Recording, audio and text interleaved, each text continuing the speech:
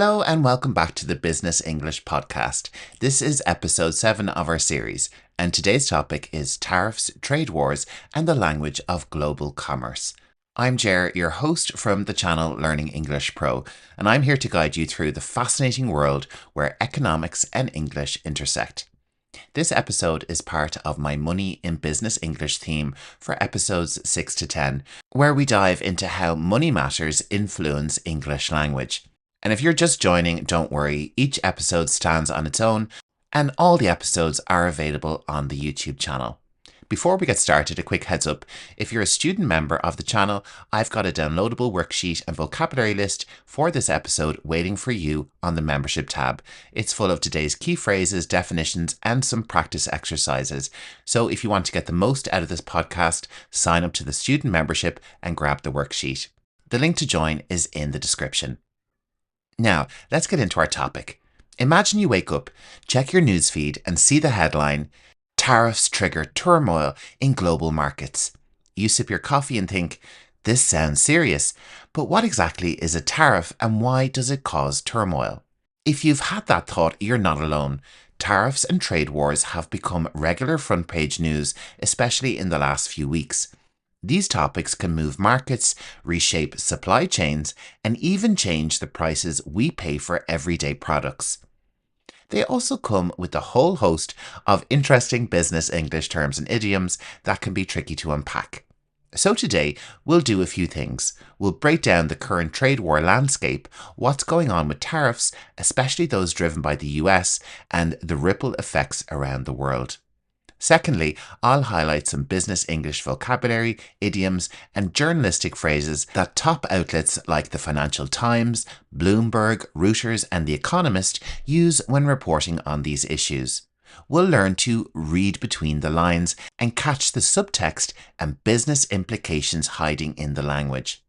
Third, I'm going to open the mailbag and take a question from one of my listeners. And remember, if you want me to answer your business English questions, no matter what it is, simply leave a comment and I'll get to it in one of the next episodes. Now, let's dive into today's topic, and we're going to start with the basics. Tariffs, what they are, and how a trade war actually works. Let's start off with a quick definition.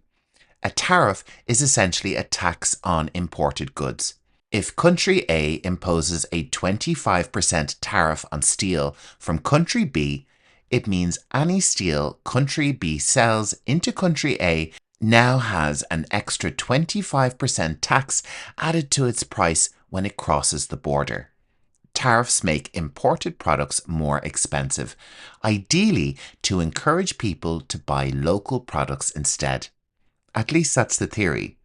Tariffs can protect domestic industries, making foreign competitors' goods pricier, but they can also raise the cost for businesses and consumers who rely on these imports. In business English, you'll often hear phrases like slapping a tariff on goods. To slap a tariff means to impose it almost suddenly and aggressively. You can also hear something like levying duties, and this is a more formal phrase for imposing tariffs or taxes on imports. Now, tariffs by themselves aren't new or necessarily bad. Most countries have some tariffs on certain goods. But when tariffs start being used aggressively, back and forth, to pressure other countries, that's when you get a trade war. The war, of course, is metaphorical.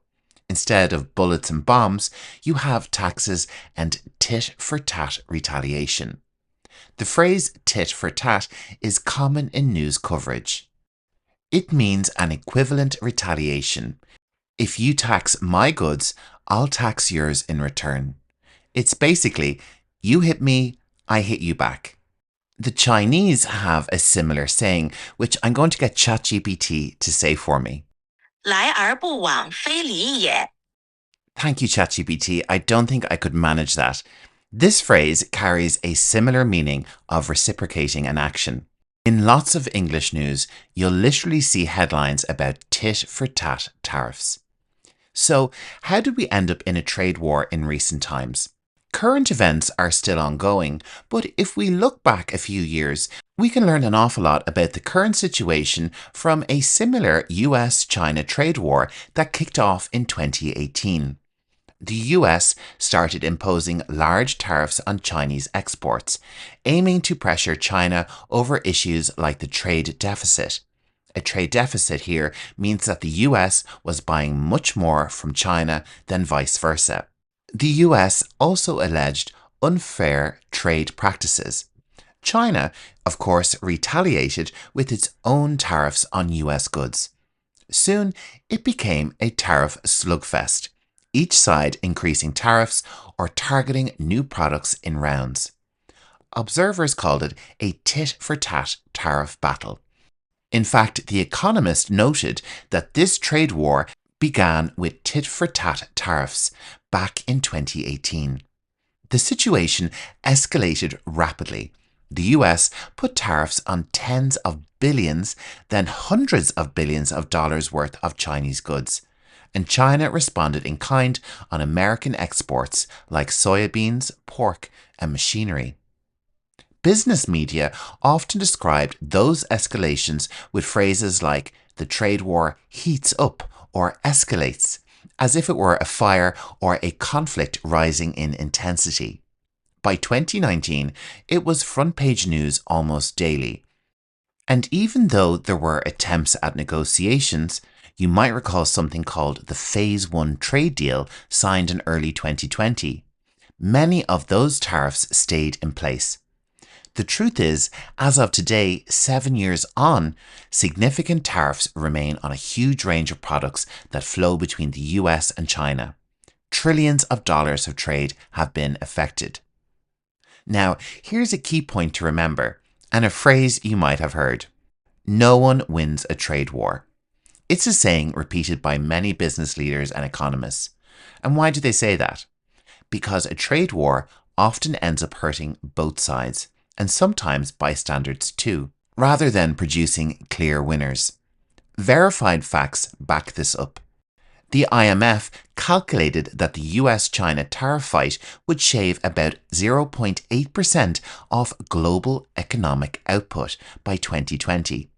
To put that into perspective, 0.8% of global GDP was around $700 billion, basically making an economy the size of Switzerland vanish. That's a big ouch. Global trade growth slowed to its lowest level in a decade during the height of the tariff exchanges. So when you hear the idiom, a double-edged sword, this is a great example. Tariffs can protect some domestic jobs, but they also raise costs and hamper growth. It cuts both ways, helping one side of the economy while hurting the other. To avoid getting political here, I won't delve into whether the trade war was worth it or not, but factually, it caused significant disruptions. US companies importing Chinese components suddenly paid a lot more, or they had to find alternatives. Chinese farmers and firms lost some US customers, and consumers in both countries faced higher prices for certain goods. Economists call these ripple effects. One action causes ripples that spread outward, and the ripples didn't stop with the US and China. What started as a US-China conflict spilled over into global commerce. In today's interconnected economy, other countries got caught in the crossfire. And crossfire is another war metaphor that's commonly used. For instance, the US didn't just levy tariffs on China, it also put tariffs on steel and aluminium imports from all over the world in 2018, citing national security. Allies like the European Union, Canada, and Mexico were not exempt. They felt it was unfair and hit back with their own tariffs on American goods in retaliation. The EU, for example, targeted iconic American products. They slapped tariffs on bourbon whiskey, Levi jeans, and Harley-Davidson motorcycles, among other items. This was deliberately symbolic and strategic targeting, hitting products from politically sensitive areas in the US. It was a retaliatory strike in trade terms. One famous fallout was Harley-Davidson, the American motorcycle maker. Europe was a big market for Harley, and suddenly EU tariffs made each bike about $2,200 more expensive to export. Harley-Davidson announced it had to move some production out of the US to its overseas factories to avoid those tariffs. In a regulatory filing, the company said that passing those costs to customers would have had an immediate and lasting detrimental impact on its business. This language basically means the huge cost increase would really hurt sales long term. So here we saw a tariff intended to protect US steel, ending up pushing a US manufacturer to shift its jobs out of the US. A bit of an unintended consequence. And it wasn't just Europe. Other trading partners responded too. Canada, they hit back with tariffs on US ketchup, orange juice and other products. India raised tariffs on some American products as well, motorcycles, almonds and apples. Suddenly, trade tensions were flaring on multiple fronts. Newspapers described trade spats. A spat is a minor fight breaking out. And even trade wars on multiple fronts. The Financial Times at one point called it the world's worst outbreak of trade tensions since the 1930s. Even countries not directly targeted found opportunities or challenges. Some Southeast Asian nations benefited as companies started diversifying their supply chains. That's a key phrase, to diversify your supply chain. This means to source parts from more places, so you're not too dependent on one country. For example, if tariffs made Chinese components pricey, a US company might import some from Vietnam or Mexico instead. Vietnam's exports to the US actually surged at one point, partly because of this rerouting of trade. Business articles talked about companies reshoring, nearshoring, or friendshoring production. All jargon for moving factories closer to home or to friendly countries to mitigate tariff risks. We heard about supply chains being reconfigured or shifted. These are the kind of terms that popped up often in outlets like Bloomberg and Reuters. A really great real-world example is Apple Incorporated, one of the world's biggest companies. They were deeply tied into China for manufacturing iPhones and other gadgets. Apple was hit with tariffs on many of its Chinese-made products. And how did they react? By pivoting their supply chain. They started manufacturing more in places like India and Vietnam to serve the US market and reduce exposure to China tariffs. On an earnings call, Apple's CEO Tim Cook told analysts that current tariffs would add about $900 million in costs for the company in just one quarter.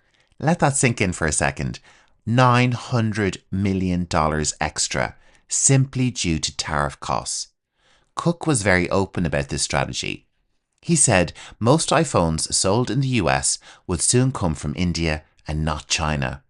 And most iPads and Macs would come from Vietnam. In his words, he said, "We have a complex supply chain. There's always risk in supply chain. Having everything in one location had too much risk."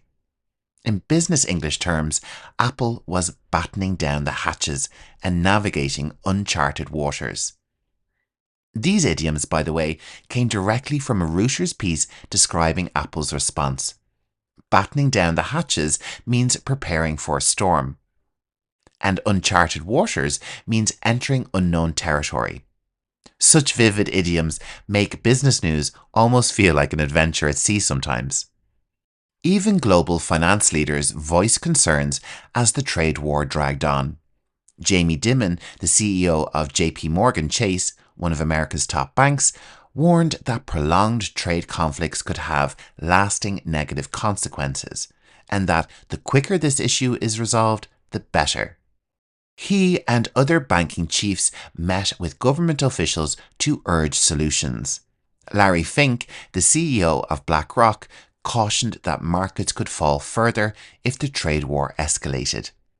And famous investors like Bill Ackman use some colourful language, saying the tariffs could lead to an economic nuclear winter, which certainly drives home the severity of their fears. Business leaders usually choose words carefully, so when you hear such dramatic metaphors, it's a sign of serious worry. But let's not forget voices from the other side of the world. In 2018, Alibaba's founder Jack Ma, one of China's most prominent entrepreneurs, predicted the US-China trade frictions could last 20 years and warned it would be a mess for all parties involved. A mess for all parties is a polite way of saying everyone's going to suffer. It appears he wasn't far off in spirit. Here we are in the middle of the 2020s and the trade tensions are still indeed simmering. And what about other trade spats? Interestingly, some have started to cool off. A notable example is the China-Australia trade spat. Around 2020, after Australia called for a COVID-19 origin inquiry, China imposed hefty tariffs on Australian barley, wine and more. Australian wine famously got hit with a 218% tariff. Yes, that's 218%, which collapsed that export market. Australian vineyards that used to sell tons of wine to China suddenly saw demand evaporate, clearly showing how a tariff can act like a trade blockade. Fast forward to now, and those two countries have been mending fences. China agreed to review and lift some of those tariffs. And lo and behold, Australian wine exports are hopeful to flow back to China after a very long dry spell. So, trade relationships can heal, but it takes diplomatic effort. The big takeaway is that trade wars create uncertainty. And if there's one thing markets and business planners hate, it's that uncertainty. You'll hear phrases in earnings calls like companies bracing for impact or holding off on investment due to trade uncertainty. To brace for impact means to prepare for a hit. It paints the picture of getting ready for something bad. And indeed, many businesses put plans on hold while waiting to see how trade policies would shake out. At this point, you might be thinking, okay, I get the story. Tariffs goes up, everyone scrambles, it's a mess. But what about the language aspect? What are the key terms and phrases I should know to discuss this intelligently at work or to understand the news? That's a great question, and that's exactly where we're heading next. One reason trade war news can be confusing is because journalists often use a stock set of terms and idioms. But let's decode some of the most common ones you'll encounter and see how top outlets frame the issue with their choice of words. Escalation and de-escalation are formal terms that are very commonly used.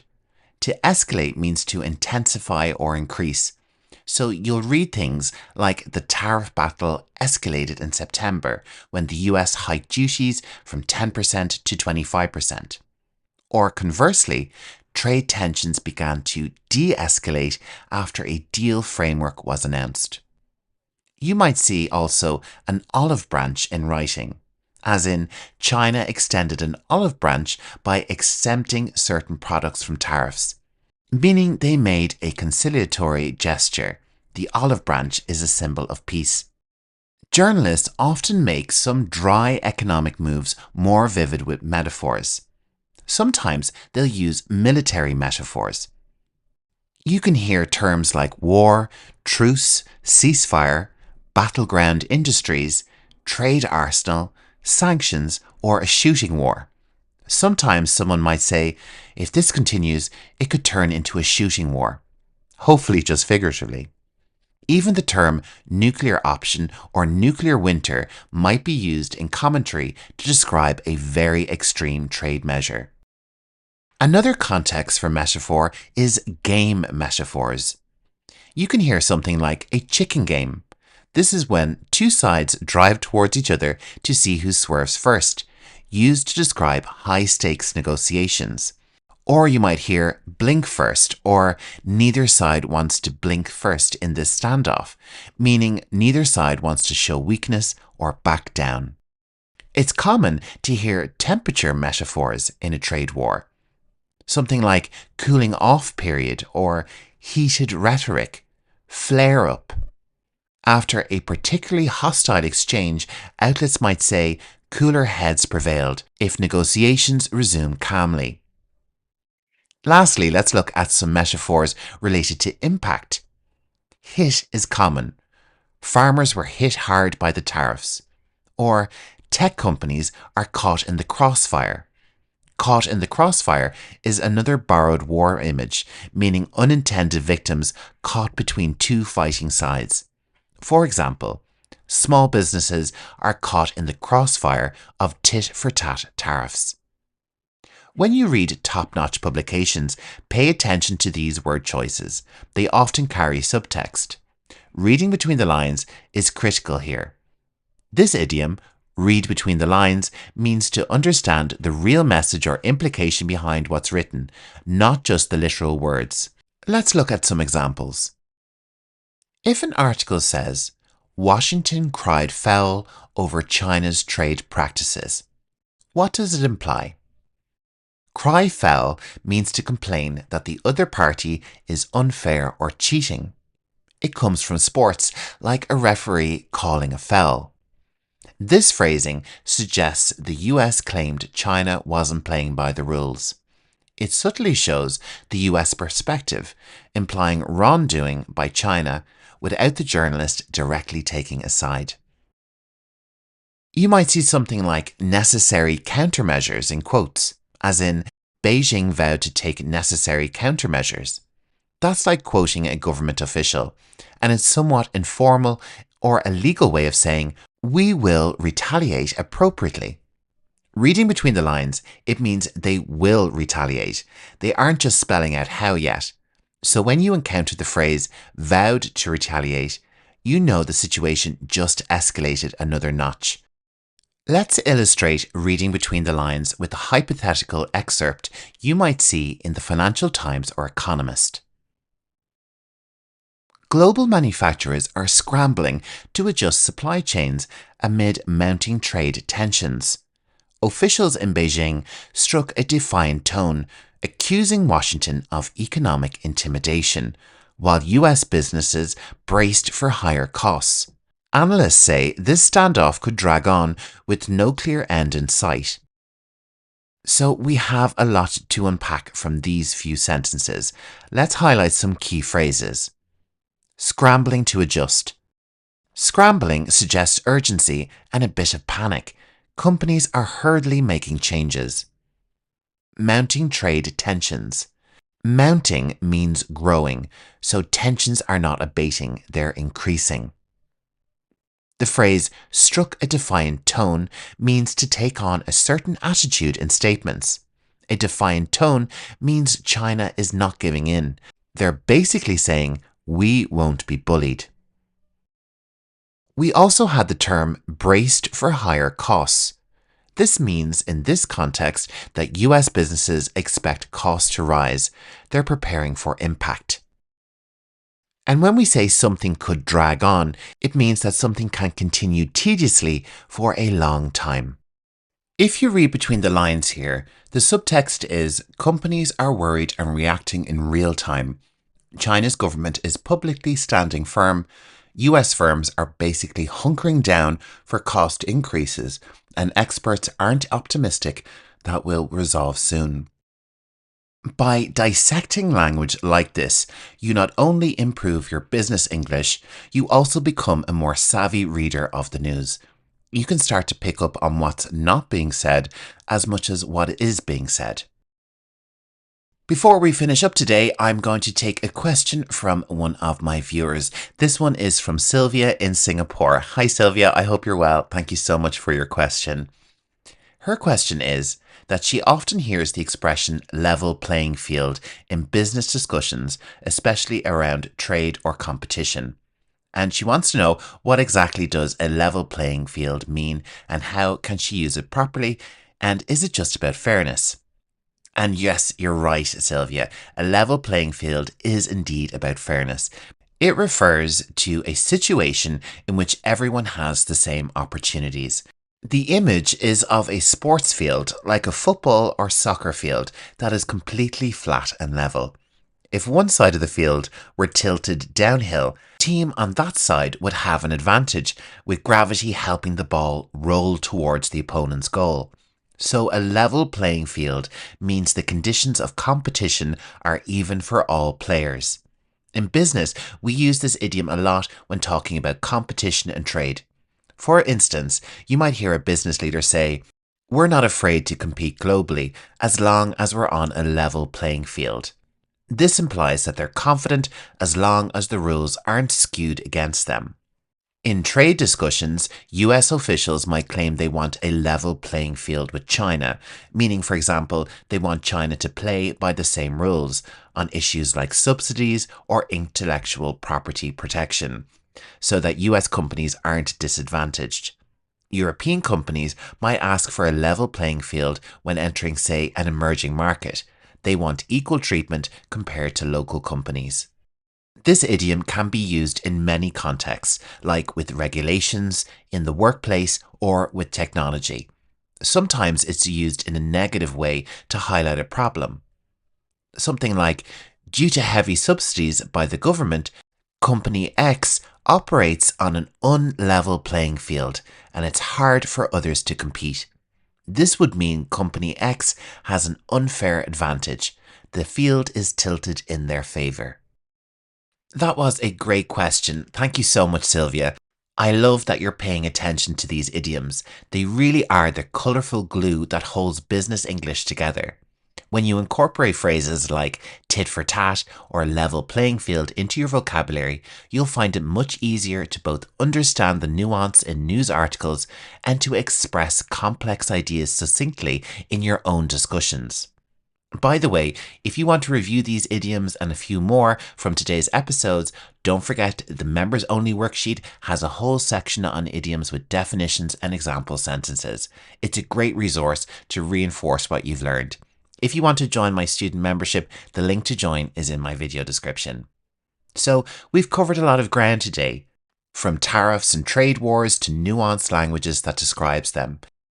As we conclude, I want to emphasize one more thing: staying non-political but informed. In business, it's important to understand policies and their impacts without necessarily taking a political stance at work. Focus on facts and solutions. That way, you remain professional and grounded in business reasoning, which is exactly what we practiced here by sticking to verified information from trusted sources. You probably noticed many of the stats and quotes we discussed were cited from Reuters, The Economist, and other outlets. In my podcast, I always aim to inform you objectively so you can form your own well-rounded view, no matter what my own personal thoughts are. Before I sign off, I want to give you a preview of next week's episode. We're continuing our Money in Business English series, but shifting from trade to cutting-edge finance and tech. We're going to cover cryptocurrency and the new English emerging around it. That's right, episode 8 will be all about crypto. We'll talk Bitcoin, Ethereum, blockchain, but with a twist, focusing on the language this new industry has generated. Thank you so much for listening to the Business English podcast with me, Jer. If you've enjoyed today's episode, please consider leaving a comment and sharing with a colleague or friend who might find it useful. And remember, student members get access to that worksheet and my ever-growing video lesson archive. I'm going to link on screen a really great English lesson I have on negotiations. It's full of really useful business English all around negotiation strategies. So have a great week, stay curious, and I'll catch up with you in the next episode next Monday. This is the Business English Podcast. I'm Jer, and thanks for spending your time with me.